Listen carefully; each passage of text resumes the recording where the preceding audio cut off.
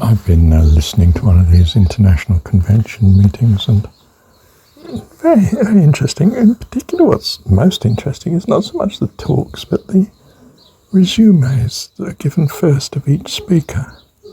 And I thought it would be nice if I wrote mine. So I think I'll dictate it now and see how we go. Well, I was the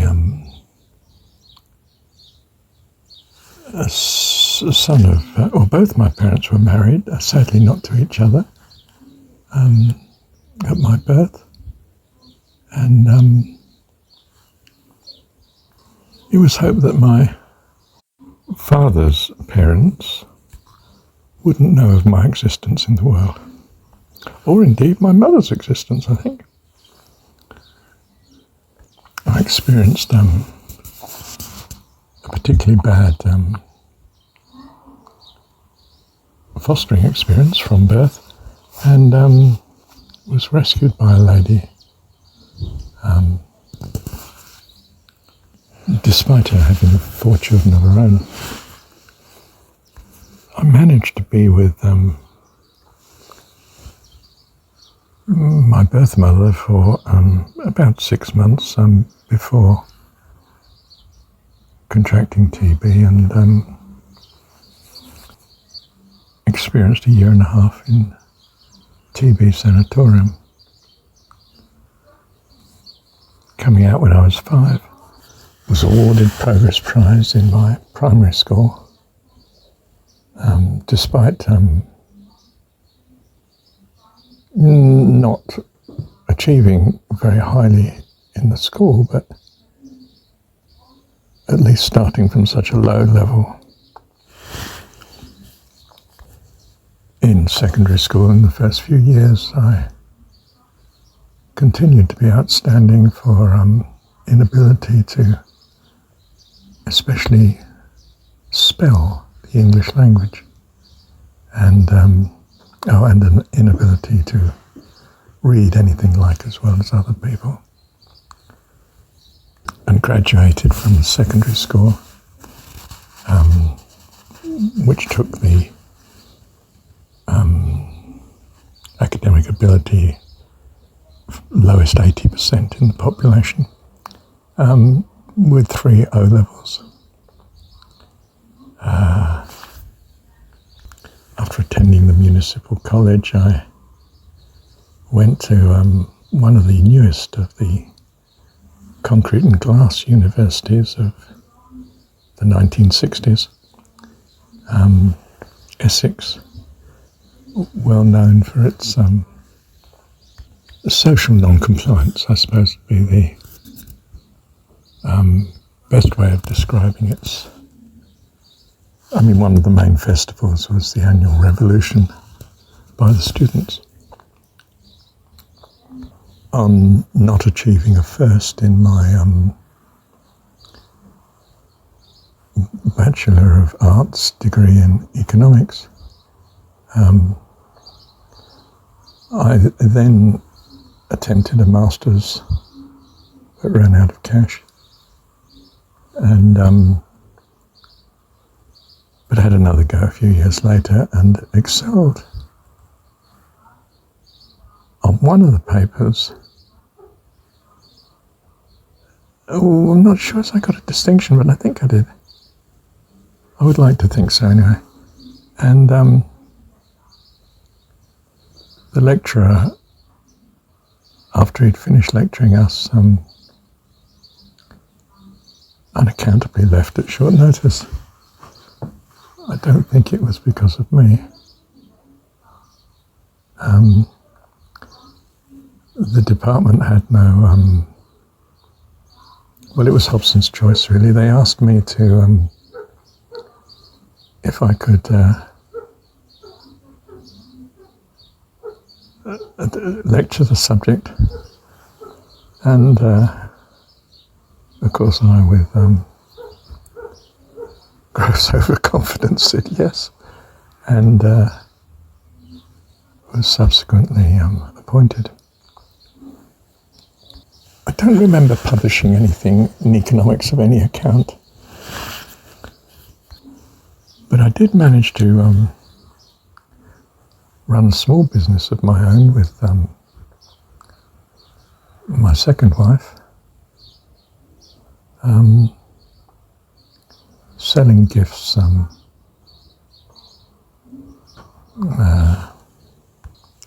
hospital corridors and marketplaces. Well, local fetes and fairs, you know.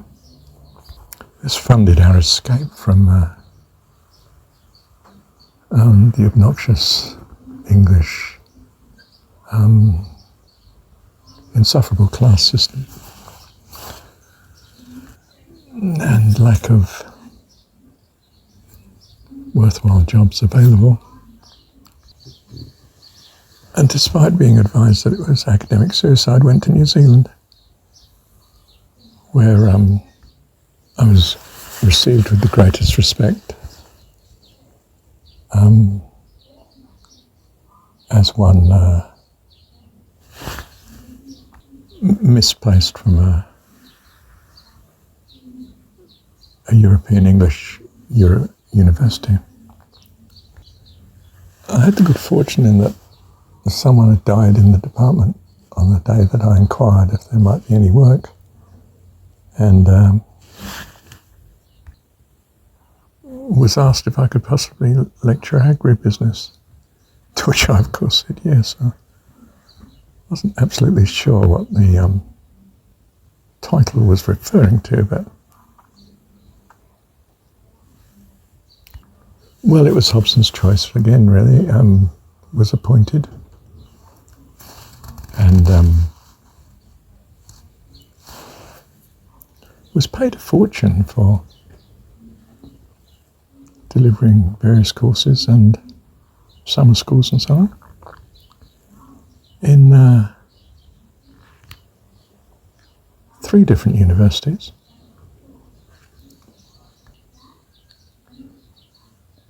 Subsequently retiring from these somewhat casual appointments to nominally homeschooling my son, my younger son. I've always been an excellent teacher because I can empathise with my children as regards not understanding the subject that I'm teaching.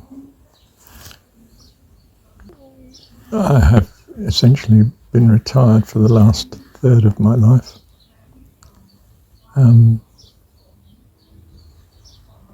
The middle third being principally occupied in part-time employment. And the first third, of course, training myself to be disqualified for the privilege of such. I've subsequently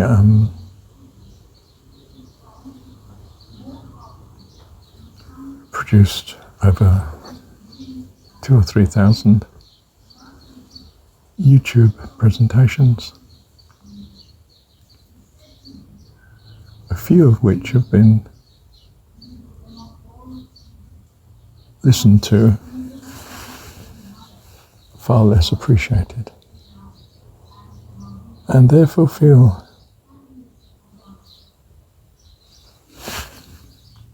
most suitably qualified to speak to you today on what true living is really about.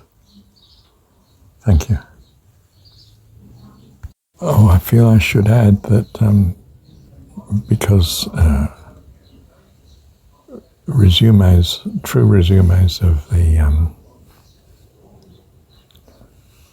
least able among us are always the longest, I should add that many of my acquaintances must feel that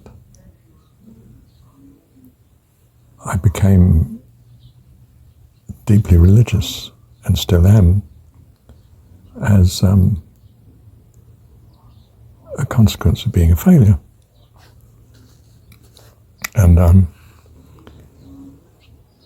proud to say that this diagnosis is essentially accurate, and that it is our recognition of our inability to live truly well that ensures that we turn to God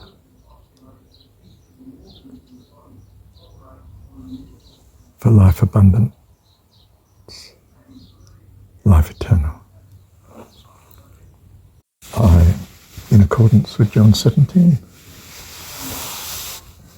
see God as my Heavenly Father. I see this as the crowning glory of my insufferable self-confidence as of a true Englishman. In consequence, retire impervious to all misjudgments of my supposed and inferred failure in life, finding instead my retirement to be the happiest and most fulfilling and successful part of my life. My talk today follows a rambling, unstructured, could one say, for want of a better word, development, but such is used to communicate the occasional flashes of insight which you may miss if you turn your hearing aids off or leave the auditorium for some undisclosed, accountable, urgent business. Should you survive to the end of my too long talk, I'd be most willing to sign the autograph books of those of you who are still awake. Thank you.